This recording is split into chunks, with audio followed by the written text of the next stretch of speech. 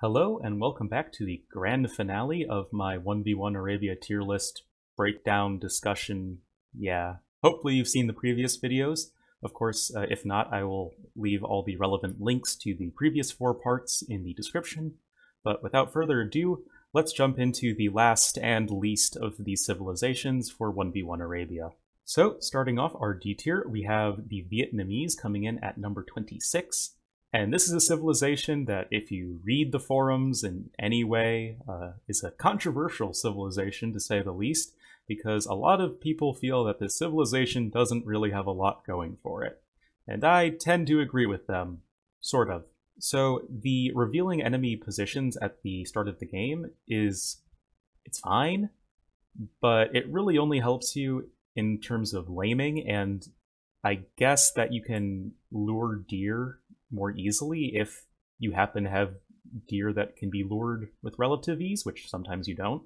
Of course, beyond that, the civilization has absolutely no economy bonus, and while the extra archer HP is nice, as well as having access to the battle elephant, this civilization, in my opinion, still feels like a worse Mayans, because you're making powerful archers and your unique unit is a fast-moving, arrow-resistant archer. The Rattan archer is just kind of more extreme, with having much higher pierce armor, higher attack, but much worse HP and movement speed. Again, having the battle elephants is nice, but especially since they're nerfs, they're a lot less viable in a 1v1 setting because that elite upgrade is super expensive. Also, the Vietnamese don't really have the greatest battle elephants because they lack both husbandry, heresy, and blast furnace. That's the technology.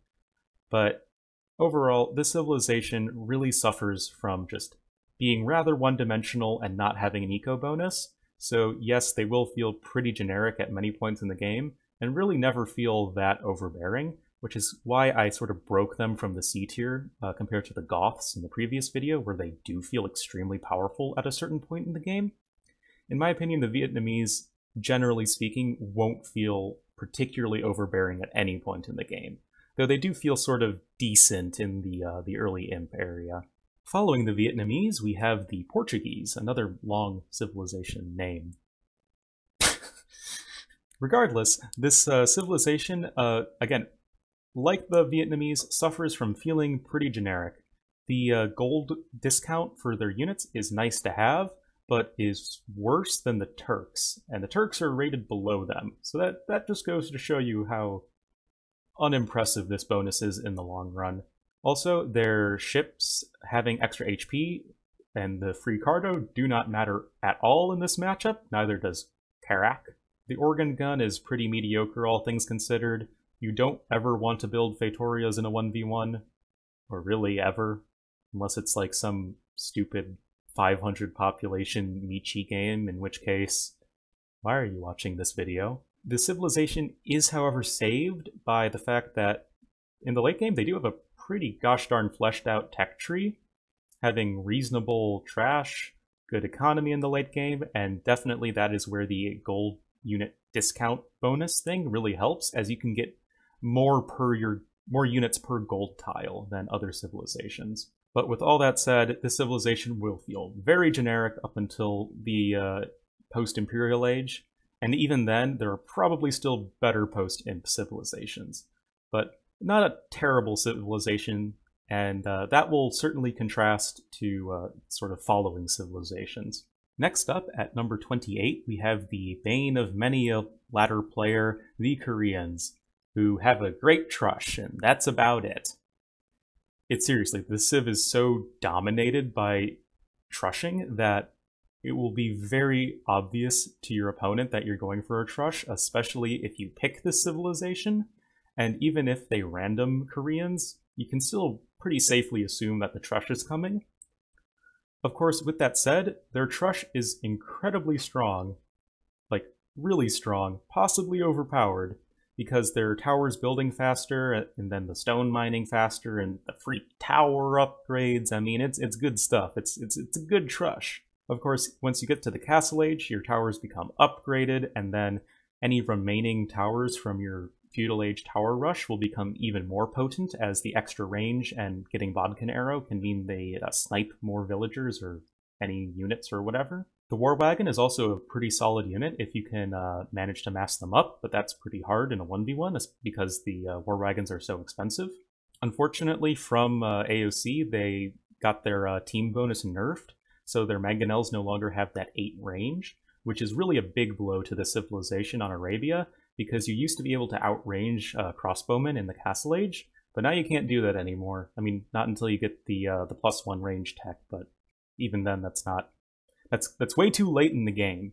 And of course, beyond their trush, they have no eco bonus, they have no real military bonus, and despite having a pretty fleshed out tech tree in the Imperial Age, they just don't really feel that powerful at many points in the game, and you are pretty rip if your opponent has a map that you just can't trush. If they have like all of their resources back and they can just wall you easily, you're going to have a really hard time with this civilization.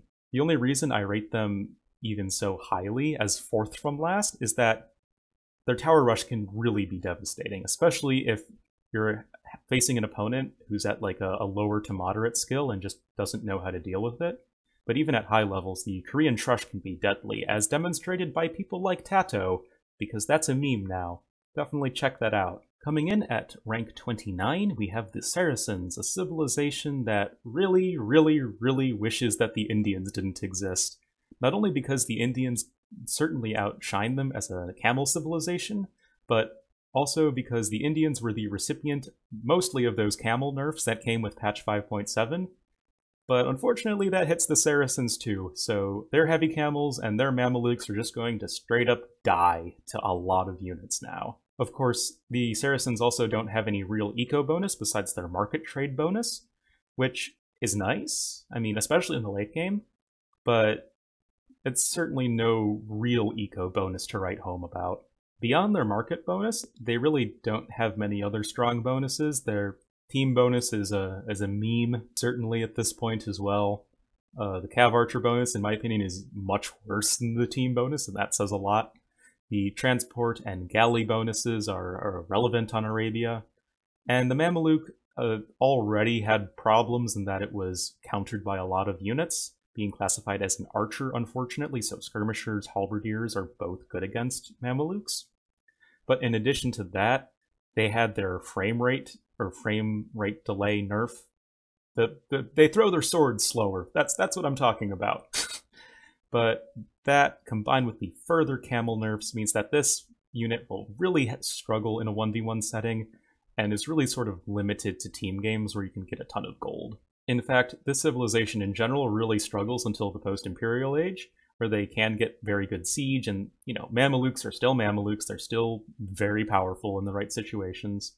But, again, lacking any sort of real economy or military bonuses in a large percentage of the game. The full archery range tech tree is nice, but it's just not enough to carry a civilization in a 1v1 Arabia setting where so much of the focus is sort of disproportionate on the early to mid game, where the Saracens really do feel like the generic civilization. Our penultimate civilization is the Turks. So the famous problem with the Turks is that they just don't have trash. So this civilization doesn't have elite skirmisher, it doesn't have even pikemen, and yes, the fully upgraded free hussars are nice, but that will not likely be enough to win you a game in a situation where you just don't have any gold. Of course, in a 1v1 game, you don't have trade, so the map will run out of gold eventually, and when that happens, you're pretty much wrecked. All of their powerful unit options, other than the hussar, cost a lot of gold. Their cavalry archers are very good, as is their gunpowder, but that takes a while to get going, and even when you do get it going, is very expensive to maintain. They're also relatively stone dependent, with their bombard towers and castles for their janissaries and all that stuff, so both the mineral resources are essential to secure if you're Turks, and even just ignoring post-imp, even in the early game, if you get trushed on a bad map and you have both your golds denied or whatever, you're really screwed. As the Turk player, especially in like the early Castle Age, you can't really produce anything worthwhile. Of course, the sort of saving grace for this civilization is that the gold mining bonus is actually a pretty decent economy bonus, all things considered. And when you do have that gold flowing, you can create some really terrifying army compositions that can be pretty cost efficient. So long as you don't have your gold denied, nor does the game go an hour plus long, the Turks can feel like a pretty solid civilization. It's just that those two previous scenarios I mentioned are not at all unheard of on Arabia. So this civilization can feel a lot better or a lot worse depending on the sort of game state. But all things considered, not the greatest 1v1 Arabia civilization. Finally, to round out our 31 civilization tier list, we have the mighty elephant in the room, the Kamura. The Kamura are just not a great civilization in almost any circumstance. So the Kamura are really crippled by having no real economy bonus and having pretty awful trash and being really reliant on elephants. Elephants, as I have mentioned before, are really sort of hard to get going in a 1v1 scenario where you just don't have all the time and resources in the world.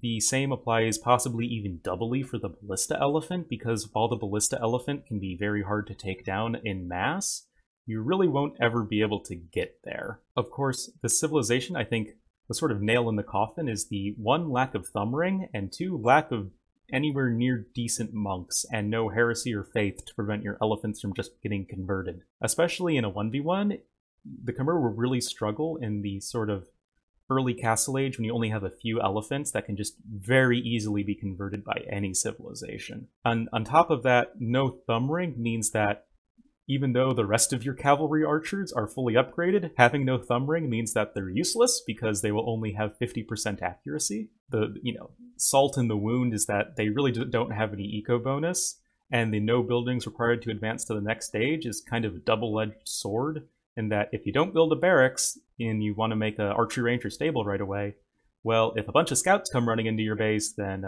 you're pretty sad you didn't have that barracks. And even then, it's just the civilization it feels too weird, it feels too wonky.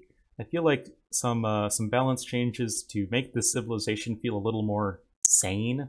Like, I really think either giving them thumb ring or giving them better monks would be an excellent step to making the civilization better on maps like Arena.